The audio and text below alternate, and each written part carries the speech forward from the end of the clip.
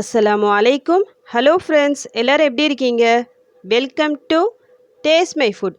நார்மலாக நம்ம மெதுவடை செய்யணும்னா ஃபஸ்ட்டு அதுக்கு பருப்பு ஊற வைக்கணும். ஊற வச்ச பருப்பை அந்த பக்குவமாக அரைச்சி எடுக்கணும். அதோடு இல்லாமல் பர்ஃபெக்டாக அந்த மெதுவடை ஷேப்புக்கு கொண்டு வரணும். இவ்வளோ ப்ராசஸ் இருக்குது.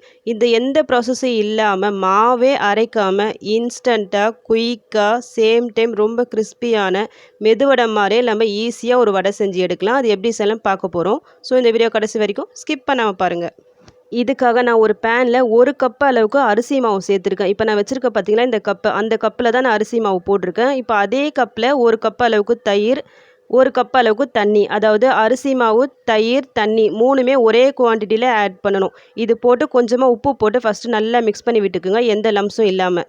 இப்போ இது எல்லாம் எந்த லம்ஸும் இல்லாமல் நல்லா மிக்ஸ் ஆகிடுச்சு. இப்போ இந்த ஸ்டேஜில் நான் சின்னதாக கட் பண்ண பச்சை மிளகாய், ஒரு பச்சை மிளகாய் நான் இதில் ஆட் பண்ணியிருக்கேன். பெரிய பச்சை மிளகாய் இது. உங்கள் காரத்துக்கு ஏற்ற மாதிரி நீங்கள் இதில் சேர்த்துக்குங்க. கூடவே ஒரு சின்ன துண்டு அளவுக்கு இஞ்சி, இந்த மாதிரி சின்ன பீஸாக கட் பண்ணிக்கோங்க. அதுவும் இது ரெண்டுத்தையும் இதில் போட்டு இது கூட நல்லா சேர்த்து மிக்ஸ் பண்ணி விட்டுக்கலாம்.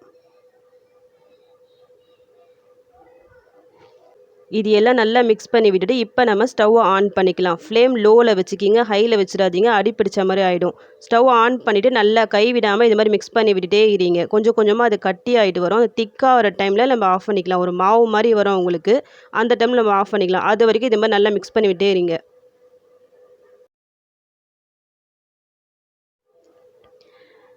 நல்லா திக்காகிட்டே வருது பாருங்கள். இந்த மாவு எல்லாம் நல்லா ஒன்றா மிக்ஸ் ஆகி வரணும். அது வர வரைக்கும் இது மாதிரி மிக்ஸ் பண்ணி விட்டுட்டே இருங்க. இப்போ எல்லாம் பாருங்கள், எல்லா மாவும் நல்லா ஒன்றாயே வந்துடுச்சு. இந்த ஸ்டேஜில் நம்ம ஸ்டவ் ஆஃப் பண்ணிக்கலாம். இது வரத்துக்கு ரொம்பலாம் டைம் எடுக்காது. ஜஸ்ட் 5 to 10 மினிட்ஸில் இந்த பக்குவத்துக்கு உங்களுக்கு வந்துடும். இது நல்லா ஆறிட்ட பிறகு சின்னதாக கட் பண்ண கொத்தமல்லியை கொஞ்சம் இதில் போட்டு இதையும் நல்லா மிக்ஸ் பண்ணி விட்டுக்கலாம் இந்த மாவு கூடயே.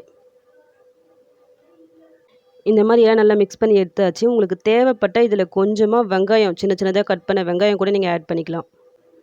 வெங்காயம் சேர்க்காமையே இந்த வடை நல்லா தான் இருக்கும். ஸோ உங்களுக்கு தேவைப்பட்டால் நீங்கள் ஆட் பண்ணிக்கிங்க. நெக்ஸ்ட் இதில் நம்ம ஷேப் பண்ணி வச்சுக்கலாம். 2 கையில் இந்த மாதிரி எண்ணெய் தேய்ச்சிக்கிங்க. எண்ணெய் தேய்ச்சி அந்த மாவுலேருந்து கொஞ்சம் எடுத்து பால் மாதிரி நல்லா ரோல் பண்ணிக்கிட்டு இந்த மாதிரி தட்டிட்டு, வடைகள்லாம் நம்ம கொண்டு வருவோம்ல, நடுவில் ஒரு ஹோல் போட்டு மெதுவடைக்கலாம், அந்த மாதிரி நடுவில் ஒரு ஹோல் போட்டு தனியாக எடுத்து வச்சுக்கிங்க.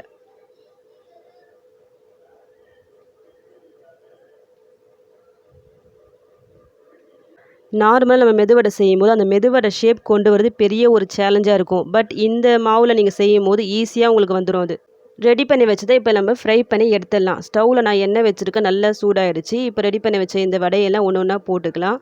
ஃப்ளேம் வந்து மீடியம் ஃப்ளேமில் வச்சுக்கிங்க.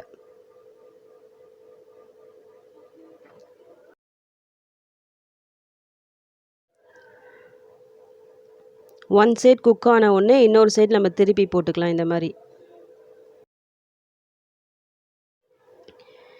இப்போ 2 சைடும் நல்லா குக் ஆகிடுச்சு. இப்போ நம்ம இதை வெளியே எடுத்துடலாம். நீங்கள் பிகினர்ஸாக இருந்தால் கூட ஈஸியாக இந்த வடையை ட்ரை பண்ணலாம்.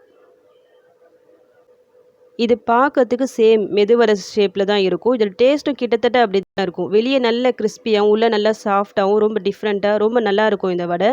சம்டைம்ஸ் நம்ம நினைப்போம் குயிக்காக ஏதாவது ஸ்நாக்ஸ் பண்ணோம் சொல்லிட்டு, அந்த மாதிரி டைமில் மாவு அரைக்காமல் ஈஸியாக குயிக்காக இந்த ஸ்நாக்ஸை நம்ம ரெடி பண்ணிடலாம்.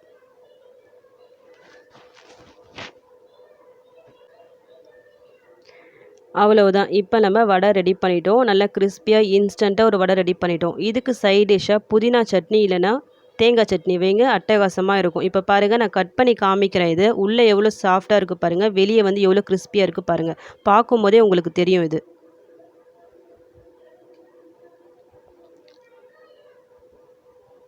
நீங்களும் அதை டிஃப்ரெண்ட்டாக செய்யணும்னு ஆசைப்பட்டீங்கன்னா ஒரு நாளைக்கு இந்த வடையை ட்ரை பண்ணி பாருங்கள். ட்ரை பண்ணி பார்த்துட்டு எப்படி வந்துச்சுன்னு எனக்கு கமெண்ட் பண்ணுங்கள்.